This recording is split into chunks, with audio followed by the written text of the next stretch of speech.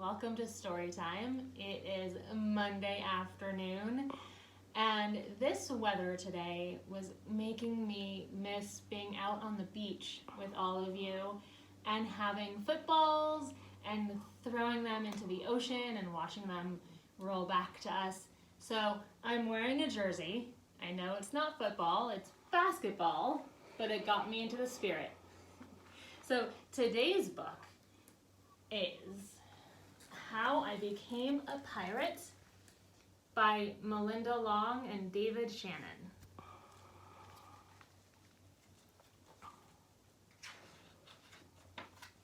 How I Became a Pirate.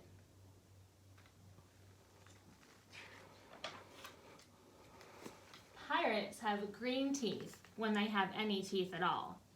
I know about pirates because one day when I was at the beach building a sandcastle and minding my own business, a pirate ship sailed into view. I knew what it was because its flag had a skull and crossbones on it, and because I could hear the pirate singing, "Hey ho, blow the man down." They were a little off key. I tried to tell Dad, but he was busy setting up the beach umbrella. I tried to tell Mom, but she was busy slathering my baby sister with sunblock. So I went back to my sandcastle, but I kept an eye on the pirates. By then, they were rowing to shore. When they landed, the head pirate climbed out of the boat and yelled, "Ahoy thar, matey! Be this the Spanish Main?" "No," I said. "This is North Beach." "Shiver me timbers," the pirate said. "We must have taken a wrong turn at Bora Bora." He walked around my sandcastle. He looked at the moat, then yelled back to his crew. "He's a digger, he is, and a good one to boot." "A good one to boot," the others agreed. "What be your name, matey?" the head pirate asked. "Jeremy Jacob, sir," I told him. "Well, Jeremy Jacob," he said, "you're looking at Braidbeard and his crew. We've been needing a digger like yourself. We've a chest of treasure to bury." "Aye, treasure," the other shouted. "You're coming with us," Braidbeard told me. I didn't think Mom and Dad would mind as long as I got back in time for soccer practice the next day. The next day?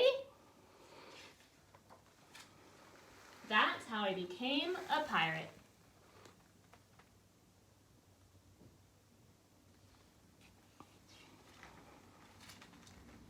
As soon as we were on board, Braidbeard showed me the chest of gold and jewels. "Got to find a safe place for this here treasure. It's high time we're off," he announced. "We're off," we all shouted. And then we set sail.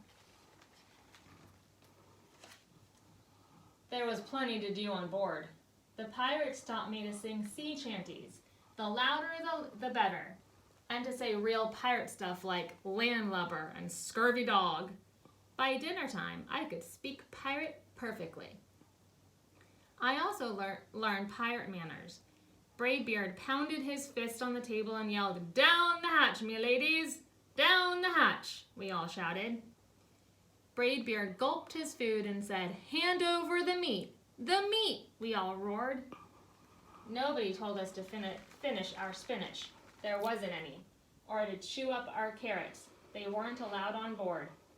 We talked with our mouths full, and nobody said please or thank you. After dinner, I tried to teach the pirates to play soccer. Braidbeard kicked the ball and yelled, "Arr, soccer! Arr, soccer!" the crew yelled. Then everybody dove for the ball at once, and it rolled right off the deck. "After it, me hearties!" Braidbeard commanded. "After it?" we all whispered. We fought over who would go get the ball, but it didn't matter anyway, because a shark came along and swallowed it in one gulp. So much for soccer. By now, it was past my bedtime, but nobody tells pirates to go to bed, to take a bath, or to brush their teeth. Maybe that's why their teeth are green. Pirates sleep with one eye open, just in case. And they don't change into pajamas unless they want to. Pirates don't do anything they don't want to. Except for maybe swabbing the decks. I wanted to be a pirate forever. But then I found out what else they don't do. When I couldn't stay awake any longer, I asked Braidbeard to tuck me in and read me a story. Tuck you in, he bellowed. Pirates don't tuck. No tucking, the crew cried. And the only thing they had to read was a map. Don't you have any books? I asked. Braidbeard looked confused. Books? I didn't even bother to ask for a good night kiss. It wasn't easy to fall asleep without a story. But I was finally dozing off when a storm broke. Thunder boomed and lightning flashed. I tried to hide under the covers as waves slammed up against the ship, but I kept falling out of my hammock. I couldn't find anyone in the cabin. They were all on deck. Lower the sails, Braidbeard shouted. Batten down the hatches. Everyone ran around yelling and lowering and battening. Nobody had time to sit close and tell me it would be over soon. Nobody even noticed me. I decided that I didn't want to be a pirate after all. Just then, flash, crash, crack, lightning hit the mast and split it right down the middle. What'll we do now? Yelled one of the pirates.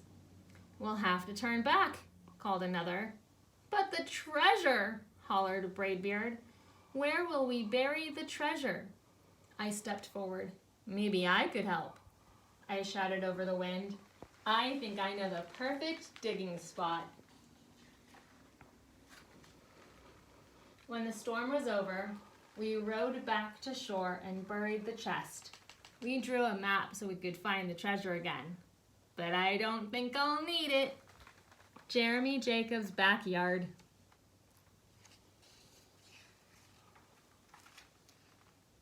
After that, the pirates repaired the ship and got ready to set sail. Before they left, Braidbeard handed me a flag and said, "You make a fine pirate, Jeremy Jacob. Guard that treasure well. We'll be back to get it soon enough." Soon enough, the crew repeated. And if you ever need us, Braidbeard added, just run the Jolly Roger up yonder pole. Up yonder pole, the others shouted. Then maybe I will. But not today. I have soccer practice.